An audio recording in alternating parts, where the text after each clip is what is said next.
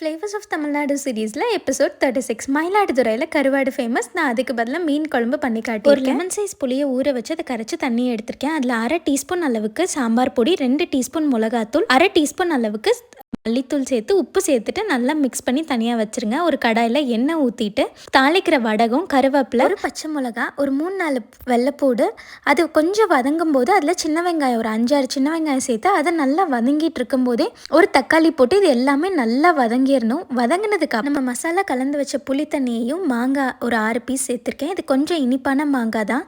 இப்போ இன்றைக்கி நான் வந்து இந்த 10 ஃபிஷ்ஷை வச்சு தான் சமைக்க போகிறேன். நல்லா கொதிச்சு நமக்கு வேணுங்கிற கன்சிஸ்டன்சி வந்ததுக்கப்புறம் கடைசியாக மீன் போடுங்க. அந்த மீன் சேர்க்கும் போது ஆல்மோஸ்ட் என்னோட மாங்காய் வந்து ஒரு 3/4 பதம் வெந்துருச்சு. அதுக்கப்புறம் மீன் போட்டு ஒரு 2 கொதி வந்தோடனே நான் இறக்கிட்டேன். இன்ஸ்டன்ட் பிக்கலும் சாதமும் மீன் குழம்பே வச்சு சாப்பிட்டிங்கன்னா சூப்பராக இருக்கும். ஆல்ரெடி நான் இன்னொரு அரைச்சி விட்ட மீன் குழம்பு ரெசிபி போட்டிருக்கேன். அது நம்ம சேனலில் லாங் வீடியோவில் இருக்குது. நாளைக்கு திருவாரூர் ரெசிபியோட